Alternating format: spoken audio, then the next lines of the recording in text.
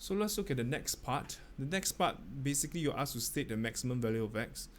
Maximum value of x shouldn't be too big. It's just state, right? So maximum value of x would just be when this point here is on the, when p becomes on the other side here, right? So where this is just basically r, this is r, and that will be 4r. Let me see first.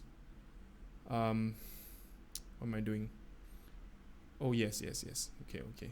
So yeah, it's fixed. Okay, so r is here.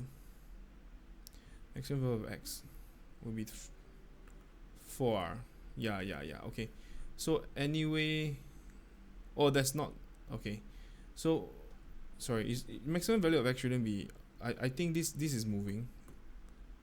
Okay, so that's the minimum value of x. So anyway, the maximum value of x will be when p is here lah. Okay, so imagine this thing just move left and right. Okay, that's the thing. So the maximum value of x would just be r plus 3r, where I'll just draw it out for you. I wasn't understanding the question well just now, so yeah, I should have visualized it properly. So this part here would be like as such, right? So this is your x, this is your o, and this is like r, and this is 3r. So this is your p, this side.